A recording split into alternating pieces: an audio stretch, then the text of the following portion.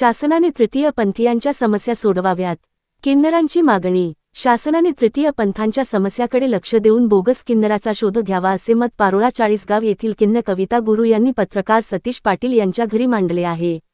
नववर वधूला आशीर्वाद देण्यासाठी घरी आल्याने तृतीय पंथाच्या शासनाच्या विविध योजनांचा योग्य तो निधी किन्नरांपर्यंत पोहोचत नसून बोगस किन्न लाभ घेत असून खरे किन्न यापासून वंचित राहत असल्याची खंत व्यक्त केली. यावेळी पत्रकार सतीश पाटील यांनी त्यांची घेतलेली लाईव्ह मुलाखत पाहूया.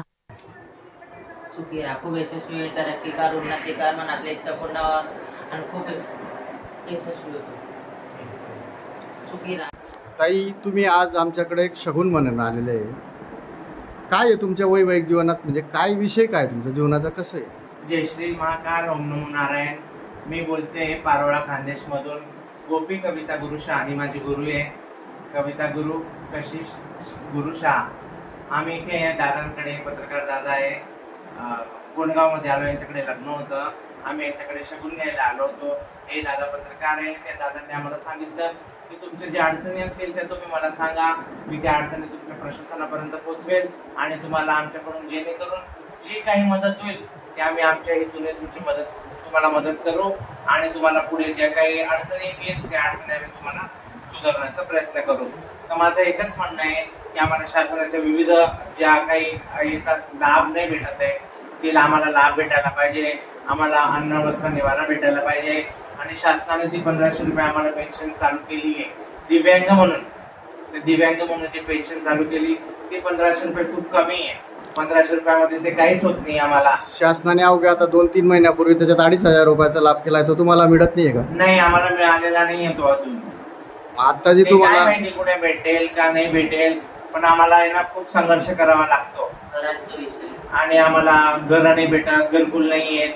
घरकुल दिलं तर ते 2.5 लाख रुपये देतात. 2.5 लाख रुपयामध्ये काय होतं? जागा भेटायला पाहिजे आमच्या लोकांसाठी. आम्ही ते जागेसाठी बी तक्रार केली होती कलेक्टरांना. जागा भेटायला पाहिजे असं म्हणून आम्ही धरणगाव पारोळ्यामध्ये राहणार आहे. पारोळ्यावाल्यांना पण जागा भेटली पाहिजे असं आमचे विचार आहे. समिती वगैरे आहे त्याच्यात तुम्ही आतापर्यंत असा हक्क मागितला नाही का तुमच्या कलेक्टर साहेबांकडे? नाही, आम्ही आमच्या मागितला म्हणजे कलेक्टरांकडे माझे गुरु दासगुरु हे गेले होते मागायला.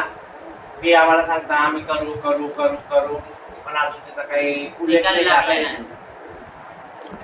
तुमचा आशीर्वाद हा सर्वात महत्वाचा मानला जातो, याच्यात काय कारण आहे? हे किन्नर आशीर्वाद सर्वात महत्वाचा आहे. कारण जेव्हा भगवान ब्रह्माने सृष्टी निर्माण केली त्या सृष्टीमध्ये भगवान ब्रह्माला पण नव्हतं समजत की आपण काय बनवायचं, बाई बनवायची की माणूस बनवायचा. म्हणून त्याने सर्वात पहिले किन्नर बनवला. मग त्याच्यामध्ये त्यांनी सुधारणा करून मग स्त्री आणि पुरुष यांचं निर्मिती केली. म्हणून आम्हाला त्याच्यात मेन मुद्दा म्हणजे भगवान श्रीराम 14 वर्ष वनवासाला गेले होते. वनवासाला जात असताना स्त्री पुरुष किन्नर हे सर्व त्यांना शरयू नदी किनाऱ्यापर्यंत सोडायला गेले. जेव्हा भगवान श्रीराम जहाजमध्ये बसले आणि शरयू पार करायला जात होते तेव्हा त्यांनी सांगितलं नर और नारी वापस लौट जाओ. त्याच्यामध्ये त्यांनी किन्नरांना सांगितलं नाही की तुम्ही किन्नर लोक पण वापस जा. म्हणून 14 वर्ष भगवान श्रीरामांची वाट पाहत किन्नर लोक शरयू नदीच्या तटाला म्हणजे त्यांनी वास्तव्य केलं. जेव्हा भगवान श्रीराम 16 वर्षानंतर वापस आले तर त्यांनी पाहिलं की हे लोक कोण आहे इथे. तर त्यांना जो लोकांनी सांगितलं ते म्हणे किन्नर आहे, हे तुमची वाट पाहत इथे 14 वर्ष राहिले म्हणे, तपश्चर्या केली म्हणे यांनी.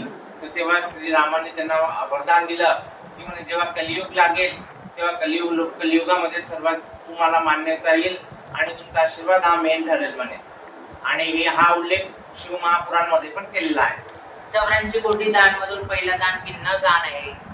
किन्नर सुखामध्ये जातात. सुख जिथं लेकरं झाले, जिथं कांते घर बांधलेलं आहे, घर वास्तुशांतीमध्ये लग्नामध्ये तेव्हा लग्नामध्ये जातात. तेव्हा असं खुशीनं जे भेटले त्याच्यामध्ये खुश होऊन जाण्याने आपलं मन हे होतात, ते खुश होतात. खुश होऊन ते घरी जातात, त्यांना आशीर्वाद देतात. अजून माझा एक मेन मुद्दा आहे. आणि आता खेडोपाडी हे किन्नर खूप झाले. शासनाने त्यांना पण काहीतरी करायला पाहिजे, त्यांचं नियोजन करायला पाहिजे. हे खेड्यापाड्यामध्ये माणसं शेतामध्ये जाता, पॅन्ट शर्ट काढून साड्या घालता, गल्लोगल्ली फिरता. त्याच्यामुळे आमचे जे किन्नर लोक आहेत त्यांना खूप त्रास होतो. लोक त्यांना पण माणसंच समजतात. माझं शासनाला एकच विनंती कळकळीची की त्यांनी अशा फेक किन्नरांचा तपास करायला पाहिजे आणि या फेक किन्नरांचा त्यांनी बंदोबस्त करायला पाहिजे. त्यांच्यामुळे आमचं खराब होत आहे असं. आज जे तुम्हाला देवाने एक जो कोप दिलेला आहे किंवा जे कागदोपत्री दिलेली आहे याच्यावर तुमचं काय म्हणणं आहे? तुम्ही नाराज आहे कसं ते याच्याने सोकसेने नाही, आम्ही तर खूप चांगले, नाराज नाहीये. एका माणसाला जर 2 मुलं राहिले, आजकालची जी परिस्थिती आहे ते आई वडिलांना सांभाळत नाही, आई वडिलांचा तिरस्कार करता. ज्या मुली आता नवीन जनरेशन आलंय ते लग्न करायच्या अगोदर म्हणता मुलाला आई आहे का, वडील आहे का, त्या मुलींना आई नको, वडील नको, मुलांना पण आई वडिलांचा सांभाळ करायला नको. पण किन्नर लोक असे की ते पिढी दर पिढी आपल्या गुरुला, दानगुरुला, नानगुरुला आपली पिढी दर पिढी सांभाळत